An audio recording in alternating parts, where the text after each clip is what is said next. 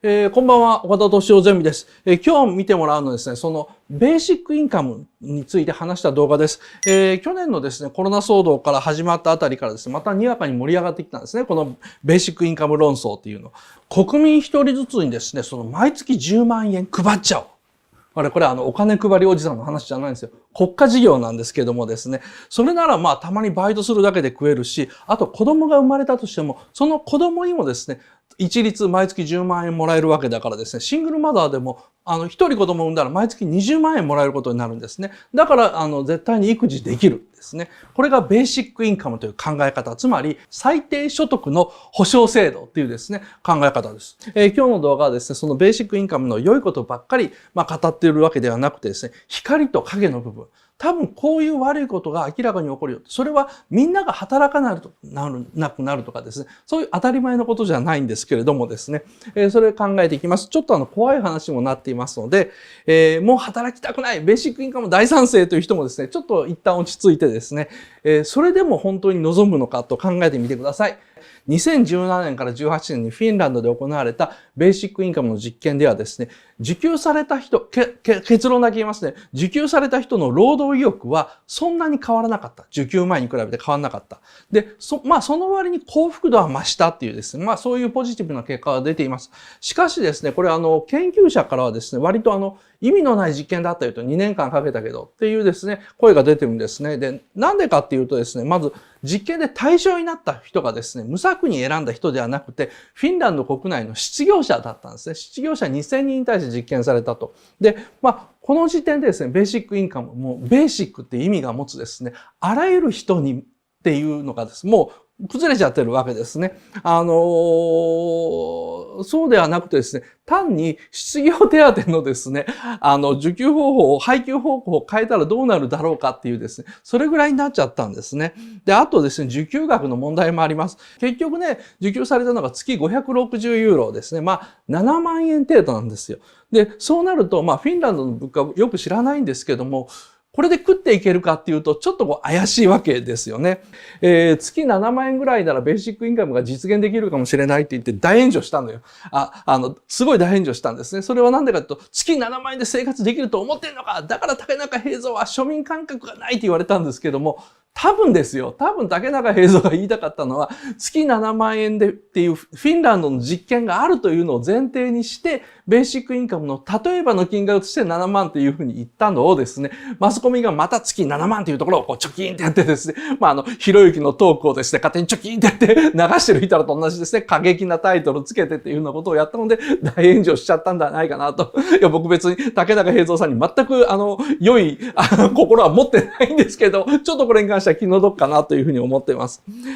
ちなみにですね、フィンランドのですね、失業手当っていうのは手取りで月580ユーロ。つまり、もうほとんど同じなんですね。だから、失業者にベーシックインカムといって570ユーロ与えても、失業手当で580ユーロ与えても、それはもう制度の名前が変わっただけでほとんど同じなんですね。だから受け取る時のですね、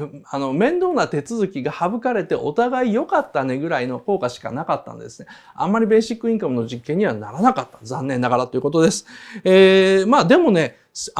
一つ成果が上がったのが、マイナスの所得税っていうですね、概念が溢り出されたことですね。ですね、この1960年にですね、経済学者のですね、ミルトン・フリードマンという偉い人がいるんですけど、このミルトン・フリードマンが提唱したですね、課税システムなんですけど、バランスっていうのを決めてしまうと、バランス所得を決める。例えば、いくらでもいいんですけどもですね、そのバランス所得を下回る所得に関しては、マイナスの所得税、つまり所得税ということはないんですけど、与えてしまうと。で、例えばその年収がですね、250万だとしたら、年収250万以上の人は、その250万を超えた金額に対して所得税をかけると。で、250万、249万以下ですね。以下の人に対してはですね、その250万に対してマイナスの部分、赤字の部分を国がですね、補填して、マイナスの所得税として払ってあげると。こういう考え方があるんですけどもですね、シンプルなこれ福祉システムだけども、これをマイナスの所得税と考えるという発想は個人的にはちょっと面白かったので、このフィンランドの実験で、フリードマンのですね、このマイナスの所得税という概念がちょっと浮かび上がってきて議論になったのは面白いと思ってます。いろいろですね、ベーシックインカムに関してはですね、いよいよ国民が増えてきて、で、仕事がなくなってきてですね、国民が日本みたいに増えるだけじゃなくて、徐々に減ってくるんだけど、それ以上に仕事自体もなくなってくる国っていうのは、導入をある程度真剣に考えざるを得ない。もしくは、議論をちゃんとやって、じゃあそれに変わる方法何かあるのかっていうのを話し合うっていう時期に来てるんじゃないかと思います。いろんな政策をやってもですね、例えば日本でも不景気がなかなか収まらないのかっていうと、企業内の留保金っていうのもあるんですけども、それ以上に個人の貯金で全く動かない金っていうのが2800兆円ぐらいでしたっけ？なんかそれぐらいあるんですね。2800兆円ぐらいあると。で、これをベーシックインカムを払うことによって、あれ、それだったら別に貯金あんまりしてなくてもいいやって言って、みんな貯金をどんどんやめて、目先の楽しさでお金ガンガン使うようになると、経済が一気に活性化するという。僕らの例で言ってみるとですね、月額11万円支給してくれる代わりに、公的援助が一切なくなる。例えば、国民保険もなくなるかもしれないですね。で、年金も当たり前だけどなくなります。で、なんだろうな。ひょっとしたら教育費とかの公的援助、つまり公立の学校というのも全部なくなってしまうかもわからない。つまり、すべてが自己責任になると。その代わり、国がおぎゃーと生まれてから死ぬまで絶対に毎月11万円くれるというですね。なんかなかなか悪魔の取引っぽいですよね。じゃあ、毎月11万円で暮らせるのかって言われると、誰が毎月11万円だけで暮らせと言いましたと。結婚すりゃいいじゃないですか。そしたら2人で毎月22万です。子供作りゃいいじゃないですか。子供3人作ったら、嫁さんと子供3人で毎月55万ですよ。食えるでしょって言われたら、確かに食えるよなというようなことになってくるんで、じゃあ子供作れば作るほど得じゃんっていうふうに思うわけですよね。さて、僕らの生活に導入されたらどうなるのかっていうと、働かなくなるんでしょうね。大部分の人は。週に2、3日働いて、で、その代わり、みんながあんまりやりたくないような職業っていうのは逆に言えば時給を増やすしか対抗手段がなくなってくる。ますます週に何日かだけ働くようになりますよね。で、毎月11万が保証されてるから、あんまり貯金する人はいなくなってくるだろうと。ということと同じように、ルームシェアとか結婚とか子供を作る人がやたら増えてくるだろうと思います。働きたいんだけども、能力がない人間っていうのを徹底的に多分排除する社会になるんだろうなと思います。今でも福祉政策というか、それの一環でですね、例えば車椅子の人も働けるようにとかですね、あと、先天的な障害がある人でも働けるようにみたいなものが一切なくなるわけですね。つまり、役に立たないやつは11万円もらって遊んでろっていう制度なんですよ。ベーシックインカムというのは。僕らは11万円もらって遊べる世界だというふうに考えるんですけど、そうでなくて、優秀な人間だけが生産をやり、で、優位に立ち、で、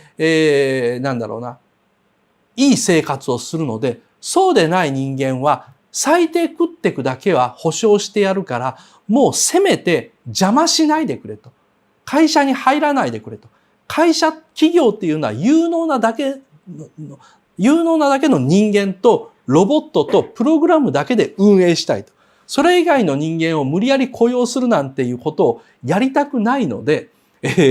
お前らは毎月11万円っていう手切れ金払ってやるから一生遊んでてくれよと。その代わり、丸の内には来ないでねっていうような世界でもあるんですよね。このベーシックインカムにも光と闇があるっていうあたりが SF を書くときに、ベーシックインカム小説を書くときの、面白さだというふうに思うんですけどね。だから、働きたいっていう人は、いわゆる声優になりたいっていうのと同じで、今僕らは声優になりたいとかアイドルになりたいっていうふうな女の子たち、男の子たちを生温かい目で見てるんですけども、それベーシックインカムが導入された世界では、働きたいとか人の役に立ちたいというの人に対して、ひょっとしたら社会はみんな生温かい目で見るようになってですね。で、それを、そんなことができるのは一部の優れた人だけだよっていうような形になっていくんじゃないかなっていうのが、このベーシックインカム制度の恐ろしいところだと思います。これは言い方を変えれば国民を全員奴隷制度にする。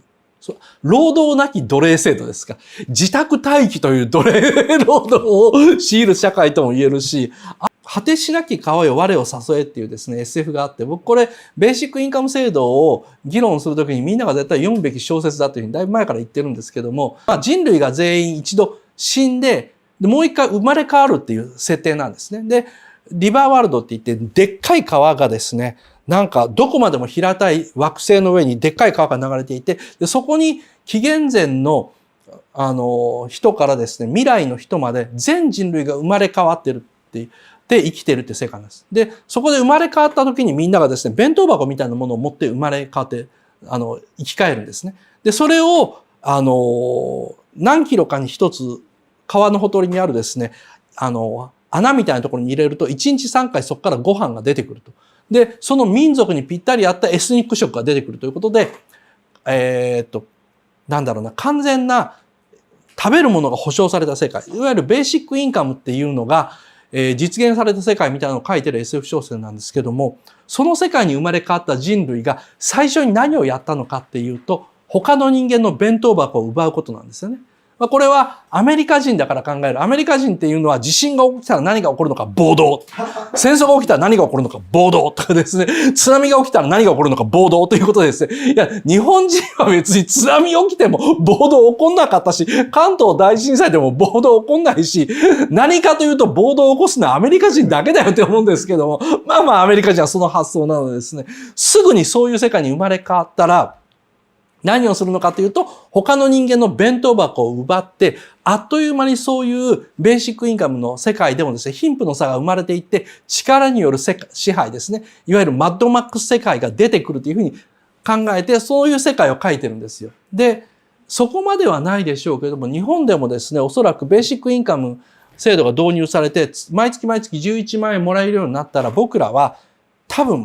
うことないですけど、多分僕らの中の3人に1人ぐらいはですね、心が弱いのでですね、たった一人で毎月11万円もらって好きに生きていいって言われたら、好きに生きることに耐えられないんですね。いわゆるアメリカ型の RPG ではなくてですね、日本型の一本道 RPG でないと不安だという国民性が関係してくるんで、じゃあ毎月11万円もらったら、その11万円を預けることによって一緒に生活するような団体に入るんじゃないかな。家族じゃないんですけども、ルームシェアみたいのをしてて、そこの家賃が11万円とかですね。まあ9万円ぐらいなんですよね。9万円の家賃で賄い付きで、そこに入ってると9万円のお金で毎日住むところがあって、適当に掃除当番とかして、で、ご飯当番も順番にして、で、ご飯作って、で、2万円だけ自分の小遣いとして持っていて、それを使うという生活になっていくんじゃないかな。そうやって、どういうふうにして暮らしていこうっていうのは誰かに決めてもらってっていうコロニーが日本中でボコボコできるんじゃないのかなと思うんですね。ベーシックインカムの好きに生きれる社会っていうのはちょっと僕らには負担が多すぎるような気がしてるっていうのもまあその SF を誰か書いてくれるとしたらですね、ぜひともそこに入れてほしいなというふうに思います。